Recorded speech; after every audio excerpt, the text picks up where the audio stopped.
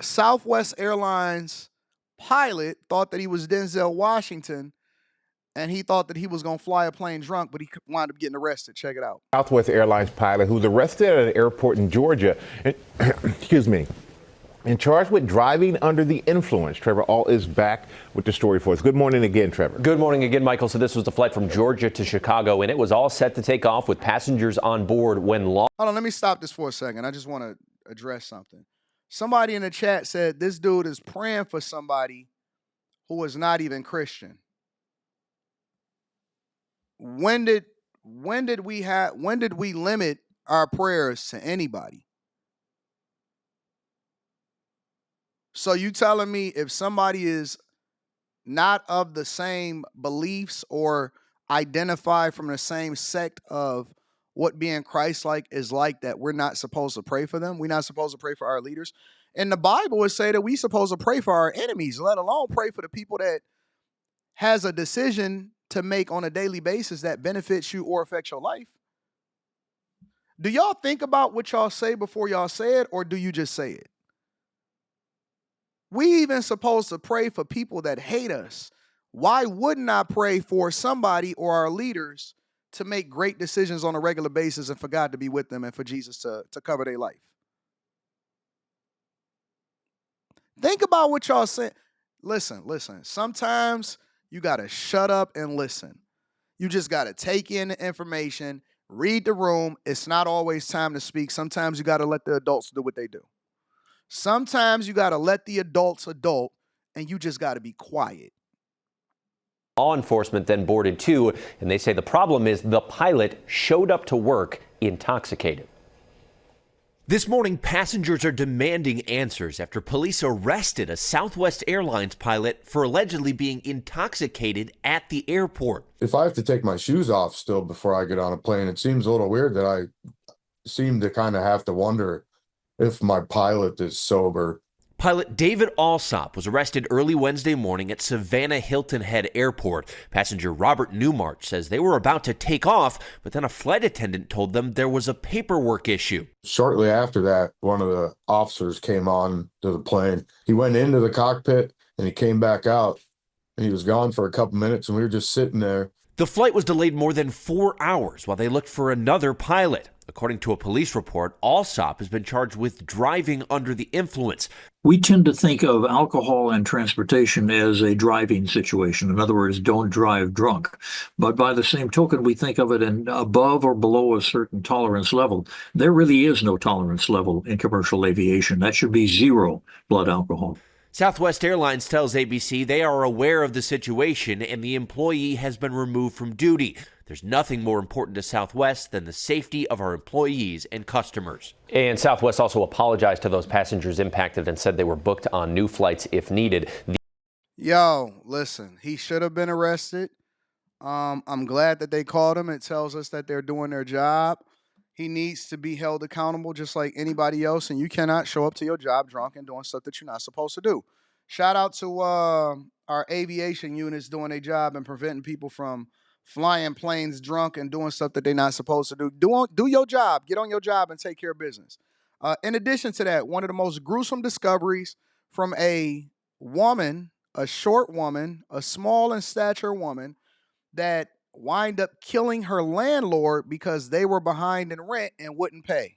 Crazy. Check it out. This is over in Queens, y'all. Tonight, the woman accused of killing her building superintendent over past due rent is expected to face a judge. Sandra Cotto Navarro was led from an NYPD station house charged with murder. And wait to hear how she was caught by cops. Here's Eyewitness News reporter Stephon Kim. 48-year-old Sandra Cotto Navarro wearing handcuffs around her wrists and a smirk on her face after being charged with murdering her building superintendent. At 4 feet 5 inches tall, she is small in stature, but investigators say what she lacked in size, she made up for with a violent rage. And you killed her super. What happened? Investigators say it was over $24,000 in overdue rent. She and her husband hadn't paid in 2 years. Neighbors at their apartment. How do you still end up being able to have residency somewhere and you haven't paid in 2 years? These laws got to change. These laws you should not be able to stay in a building for over 2 years without paying your rent. That's crazy, bro. In Kew Gardens Hills tonight, stunned by the allegations. She was always sweet, honestly. She was always very sweet. I'm just a little surprised by this whole thing. Cops say Navarro hit her superintendent in the face and head with a blunt object, then stabbed him in the neck and the back of his left knee. Investigators originally thought the husband was somehow involved because the super is a pretty large man, and given how small she is, they didn't think she could have done this by herself. But surveillance video shows her husband was at work all day Tuesday. When police arrived that night, the couple answered the door. The husband then alerted police there was a body under the bed in the bedroom. That's where they found 55-year-old Jose Rene Portillo's body, wrapped in 2 garbage bags. His employer had sent him to collect the overdue rent. When he didn't hear from him all day, he called cops for a welfare check. Portillo was beloved by residents in the complex. Nicest guy in the world. Him, yeah, always down to talk and have a conversation and help out. He's absolutely very nice guy. He was always helping everyone. He was always on the streets, going and coming back the whole day. You see him over here. Everybody know him. And whenever we need him, we ask him, and he always help everyone. And this lets you know that you can't put anything past anybody, even if they're 4'5". Don't underestimate them. I know a lot of people will say, oh, man, never deal with a woman or never put your guard. Listen, bruh. She killed a guy that was coming in to ask for the rent for the landlord, and he was the building superintendent. That dude was just doing his job like everybody else, and he lost his life because of some little demon that's walking around, didn't want to pay rent, and even her husband was out here taking care of business and going to work every day, and she should have went and got her job herself. But, idle mind is the devil's workshop. And then last but not least, the latest update on TikTok. Tonight, a major reversal concerning one of America's most popular apps. The White House saying they will not implement the ban on TikTok, set to go into effect this Sunday, according to 2 administration officials. I really feel like this is happening because of us. The fight isn't over. It's just going to be extended. The battle over the future of the app has gone all the way to the Supreme Court, but now the administration says it won't enforce massive fines on the companies who provide users access to TikTok. It's a stark shift from when the law was passed with massive bipartisan support, the president signing it into law. It feels like we're losing, Look at this guy. Look at him. Look. Look at him. Did not say that they fit the profile. I've never seen a group of sassy people fight so hard for something that they don't even own. Y'all don't even fight this hard for American companies. Y'all don't even fight this hard for your own jobs. Y'all don't even fight this hard for, the jobs that your uncles and your brothers and the actual jobs that provide resources that goes into the communities and stuff like that. Y'all complain about people that's here, and then they fight for stuff that's not even here.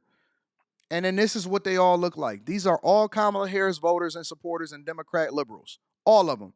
They got contacts in their eyes. They've changed their genders.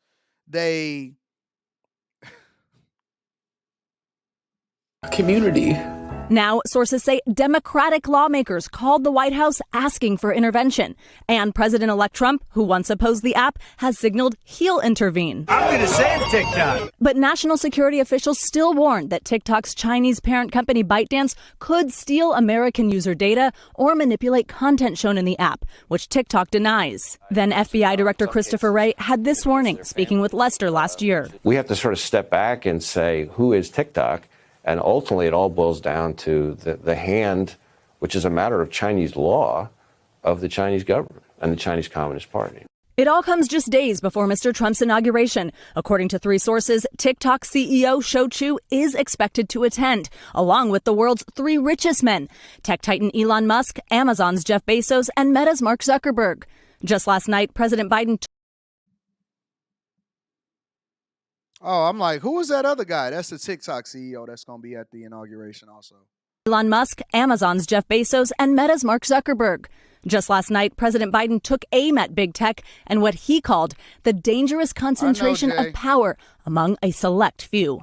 I'm equally concerned about the potential rise of a tech industrial complex. The truth is smothered by lies told for power and for profit. And Savannah, back to TikTok. We're still waiting to hear from the Supreme Court as to whether it upholds the law in the first place. That's right, Lester. And in fact, the Supreme Court just announced they will have rulings tomorrow. That last minute notice suggests there's a good chance we get that TikTok ruling since that Sunday deadline is quickly approaching. I don't think that it's going away. Even if the ban did take effect, it doesn't remove the app. It removes any updates and any new downloads. I don't think that it's going away. I think that they did a 90-day extension on it just to make sure that they can figure it out.